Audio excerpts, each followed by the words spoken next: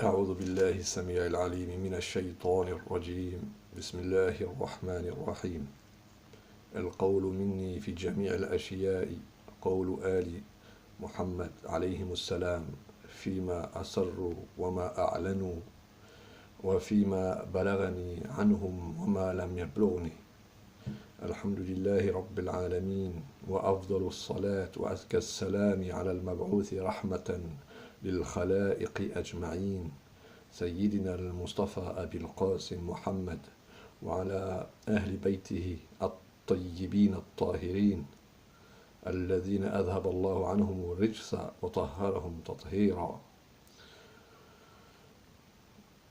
ثم اللعن دائم على أعدائهم ومخالفيهم ومنكري فضائلهم ومناقبهم أجمعين من الآن إلى قيام يوم الدين آمين.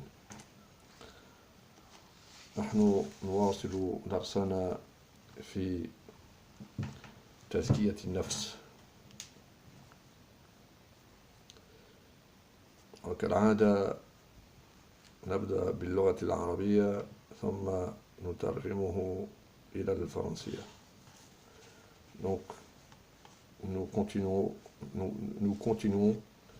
notre cours au sujet de la purification de l'âme. Comme d'habitude, nous commençons en arabe, puis nous traduirons le cours en français.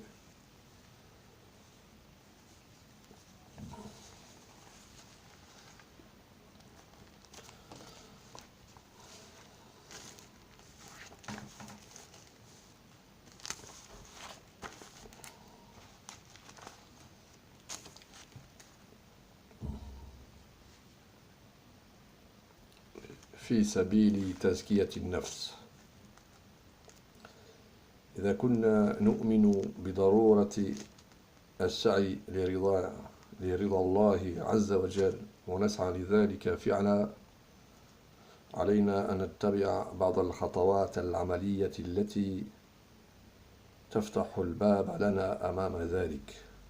منها أولا السعي لمعرفة الفضائل والرذائل، كما يسعى الإنسان لمعرفة ما يحيط به وما يحتاج إليه في ترتيب أموره الدنيوية وأمر معاشه في هذه الحياة، فإن عليه أن يسعى لمعرفة ما يحتاج إليه في ترتيب أمور آخرته وأمور معاده. إن لم نقل إن أمور الآخرة قد تفوق بأهميتها أمور الدنيا، وطريق ذلك أن يتعرف الإنسان على ما أوجبه الله عليه في تنظيم علاقته بربه وعلاقته بالآخرين من والديه وأصدقائه ومجتمعه،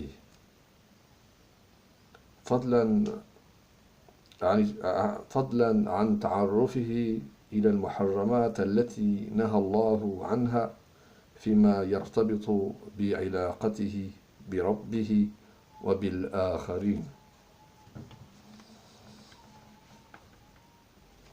Dans le but de purifier son âme. Si nous croyons à la nécessité de s'efforcer à rechercher la satisfaction d'Allah, le Tout-Puissant, en effet, nous nous efforçons à cela. Nous devons suivre certains pas pratiques, nous ouvrant la porte devant cela. Premièrement, s'efforcer de rechercher la connaissance des vertus et des vices. Comme l'homme cherche à connaître ce qui l'entoure et ce dont il a besoin pour ordonner ses affaires d'ici-bas, ainsi que ses moyens de subsistance dans cette vie, certes, il doit s'efforcer à connaître ce dont il a besoin pour ordonner et organiser les affaires de sa vie dans l'au-delà et celles de son retour le jour de la résurrection. En connaissant ce qu'Allah lui a rendu obligatoire de faire pour organiser sa relation avec son Seigneur, sa relation avec les autres, tels que ses parents, ses amis et la société. En plus de connaître les interdits qu'Allah nous a défendu de faire, liées à la relation avec notre Seigneur ou bien les autres. ثانيا تعويد النفس على محاسن الأخلاق. إن التعرف على محاسن الأخلاق ومساوئها لا يكفي بنفسه لكي يتحلى الإنسان فعلا بهذه المحاسن ويتجنب هذه المساوئ، بل إن عليه العمل على تعويد هذه النفس وترويضها شيئا فشيئا على ذلك. فإذا ما اعتاد على فعل الطاعات واجتناب المحرمات فإن ذلك سوف يسهل له الطريق أمام تزكية النفس.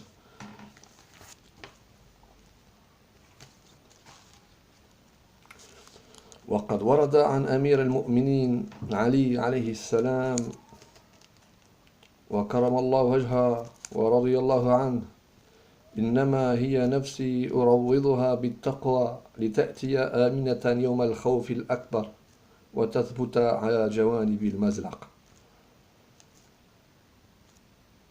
المصدر نهج البلاغة.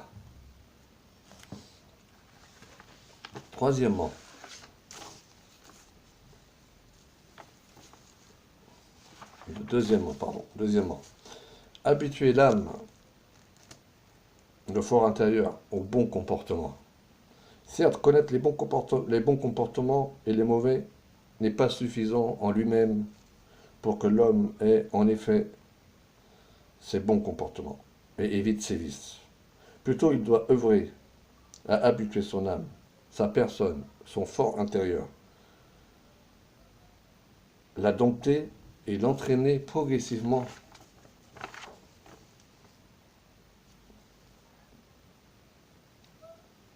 afin qu'il puisse s'habituer à accomplir des actes d'obéissance et éviter les interdits.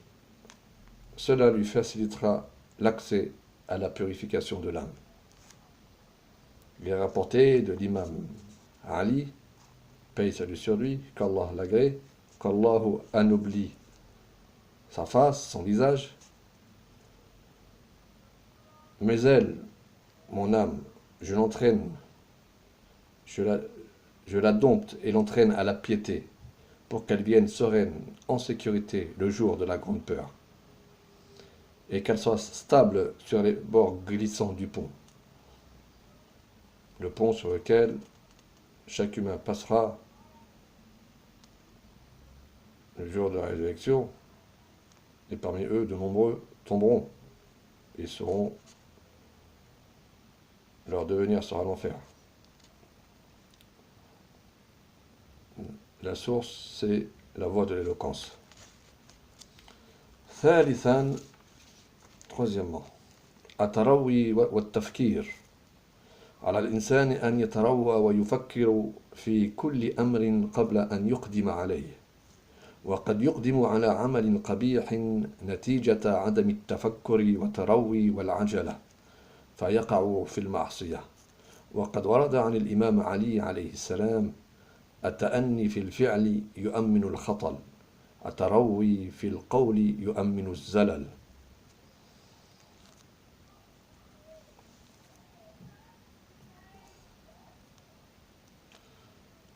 التفكير في العمل قبل القيام به يمنع من الوقوع في المعصية. Donc, troisièmement, bien réfléchir, ne pas s'empresser. L'homme doit réfléchir posément à toute chose avant de l'accomplir. Il se peut qu'il accomplisse une mauvaise action suite à l'absence de réflexion et à l'empressement. Par conséquent, il tombera dans la désobéissance. Il est rapporté de l'imam Ali, paix et salut sur lui, qu'Allah l'agrée, qu'Allah enoblisse son visage. L'absence d'empressement avant d'agir protège de la stupidité.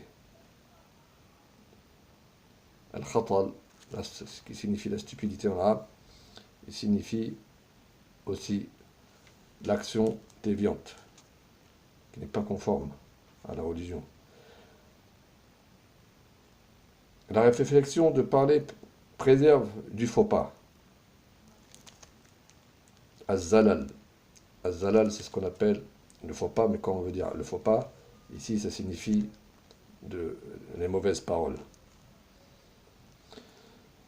رابعا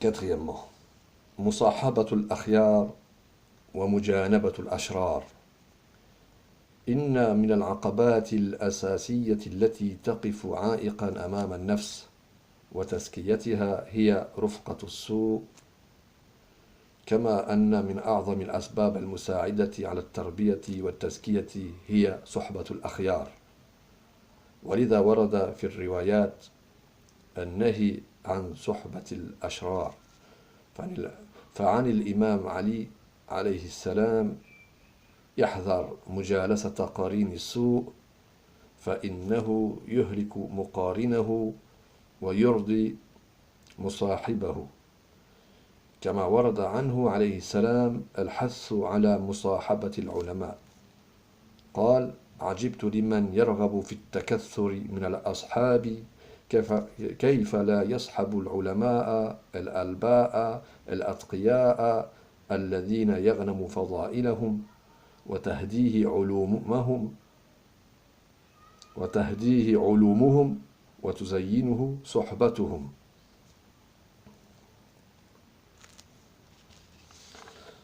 Quatrièmement, la compagnie des gens du bien, l'évitation des gens du mal. Certes, la compagnie des gens du mal fait partie des obstacles principaux qui empêchent l'âme d'accéder à la purification. La compagnie des gens du bien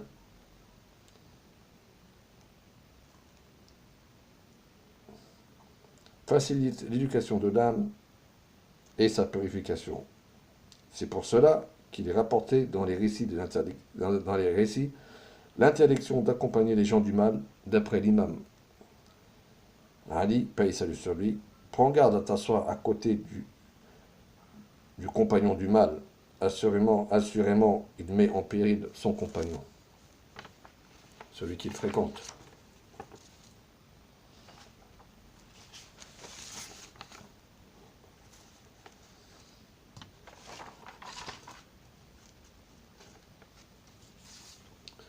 De même, on rapporte de lui l'incitation d'accompagner les savants.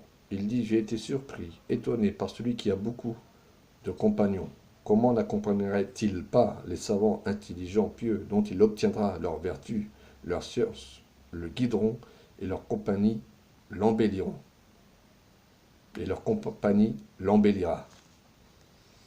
خامسا الابتعاد عن موجبات المعاصي يقع الإنسان في المعصية بعد إغراء الشيطان للنفس الأمارة وهذا ما يوجب على الإنسان الذي يعمل على تربية نفسه وتزكيتها أن يسعى إلى كبح جماح ميوله ورغباته في هذه النفس لأنه إذا فتح المجال أمامها ولو بشكل محدود طلبت المزيد ورغبت في الازدياد ففي الرواية عن الإمام الصادق عليه السلام أنه قال مثل الدنيا كمثل ماء البحر كلما شرب منه العطشان ازداد عطشا حتى يقتله.